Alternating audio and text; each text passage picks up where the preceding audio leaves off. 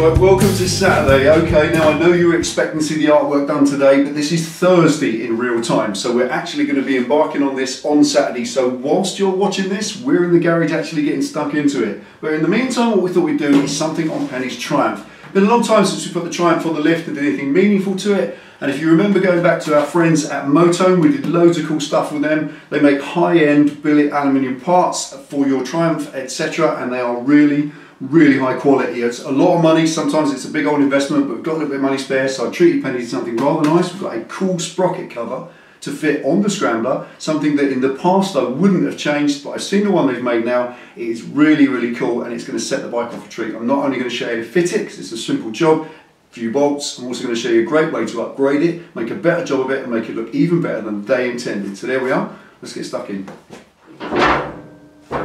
Okay, now it seems a few of you are buying into motorcycle lifts now, and I've had a few requests for how do I put a bike up on a lift, what's a safe way to do it working on your own, are there any safe procedures that you should use? Yeah, absolutely there are.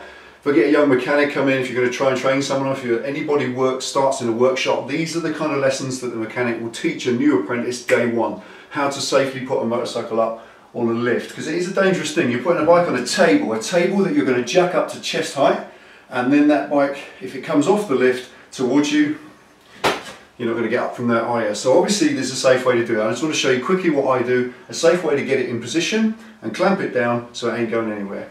This is how I did it.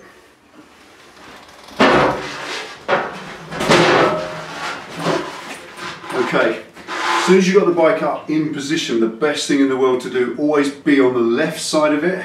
So you pop the side stand down, put it on the stand. Simple as that. Once it's on the side stand, it can't go anywhere. That's safe. Now we get the straps in place, ready to strap the front down. Next, have this ready. Have your strap pre-prepared. Get yourself a decent ratchet strap, something that will do the job, and have it hooked safely in place down on the lift bed itself. Bring it in, pop it on the handlebars.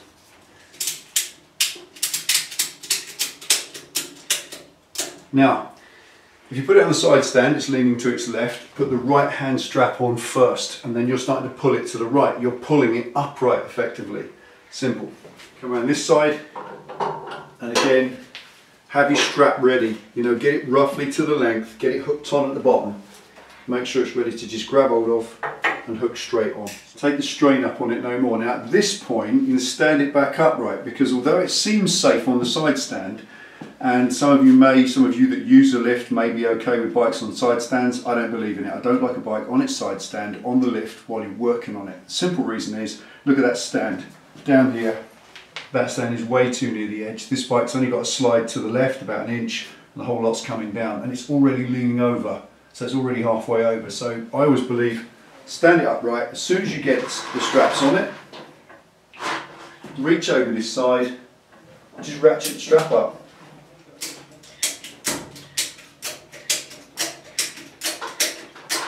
And there it is. That isn't going anywhere.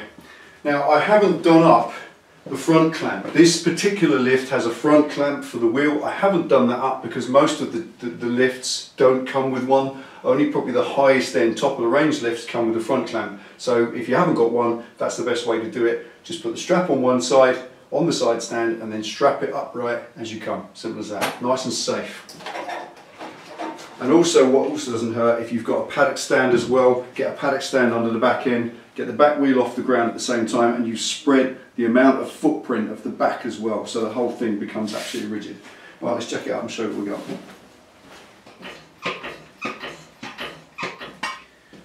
Okay, so what we're changing today is a sprocket cover. As I said, here we are.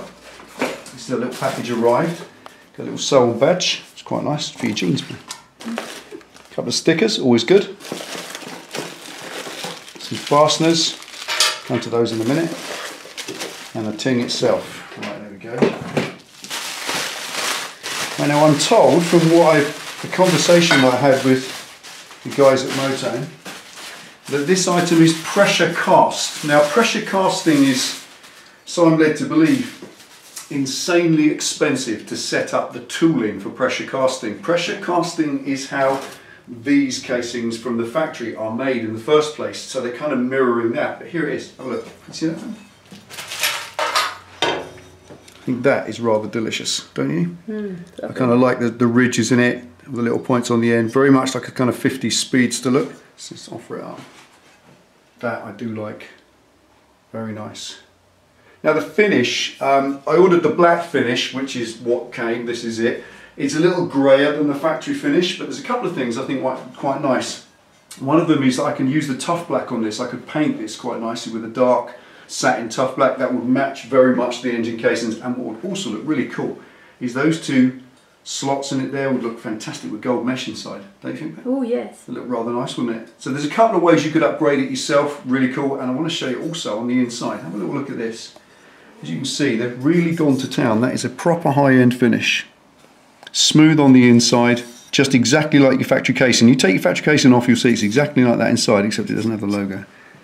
So that's a really nice piece of kit. It's not just some cheap part. I think it's £88. They're quite a lot of money, but ultimately that's the same thing with Motone parts. Everything that we've put on this in the past, like the headlight brackets, bits and pieces like that, they are expensive, but they are just about the best quality that you'll find unless you go to the factory standard stuff, which is what you're trying to change in the first place. So let's put that down gently, take the old one off and offer it up.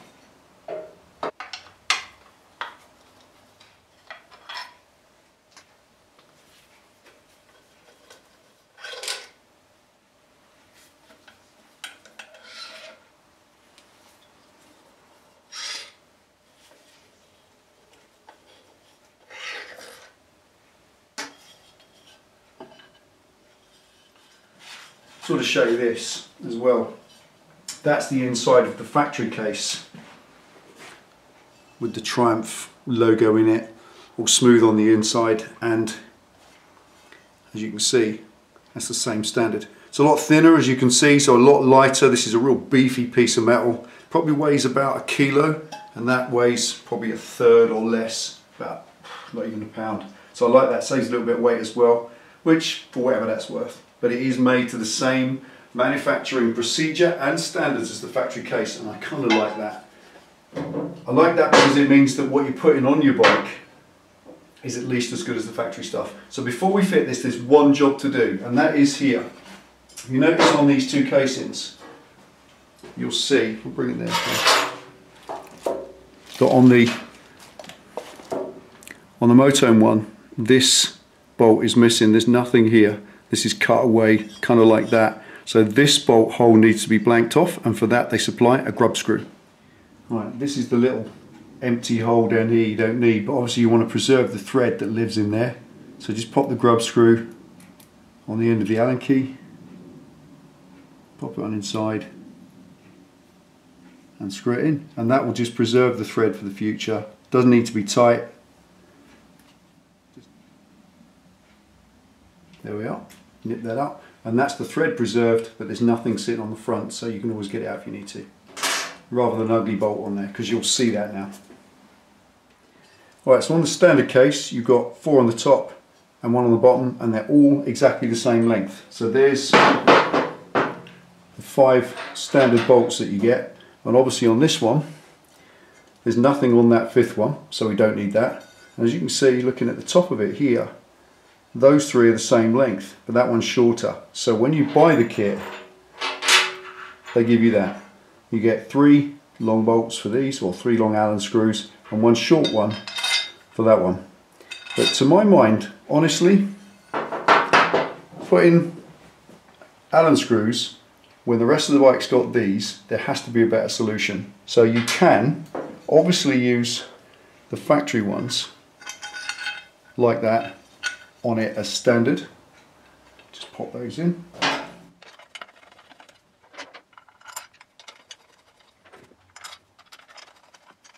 So this is the original ones that were in the original casing. And it leaves you with, obviously, a long one that's no good. So rather than fit that in, which to my mind that just doesn't work, that tilts all my mechanisms.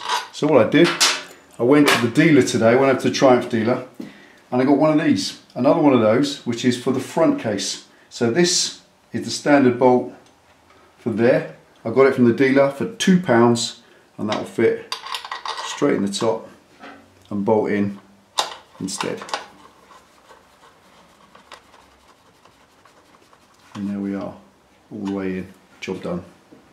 And that now has the same fasteners as the rest of the engine and just looks the part.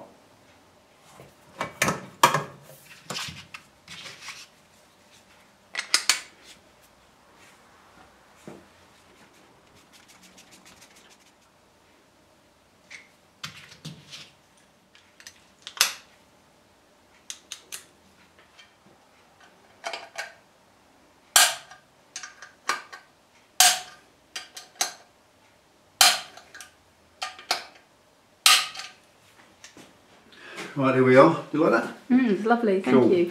Simplicity itself to fit, honestly, 4 bolts, you can do that. And it's just this issue with the top bolt. Like I said, they don't supply one with this head. You can use your 3 factory front ones, but the 4th one, like I said, is too long. You might, if you get one of these, like I said, from your dealer, you might have to just take a thread or so off the end with a file just to get it to fit, because it is a tiny bit longer than the one they supply, but you can do that, it's not difficult. And there it is, a nice factory finish. I think the nice thing with the Motone stuff we've always found with the headlight brackets and everything else we fitted on this from Motone, we found that it is at least as good as, if not better than, the factory standard of manufacture and finish. And I kind of like that, because if you fit an accessory on any bike, it's got to be better than the stuff that's on there. There's not much point in fitting it, really, is there? Not really. There we go. So there we are, ever so easy to fit, £89, quite a lot of money, but that's the thing with Motone stuff, it is pretty cool and it is high-end stuff. If you want to treat your bike and you want to treat your best girl, then that's the cost. Thank there we you. go. Thanks for watching, take it easy, ride safe. See you next time.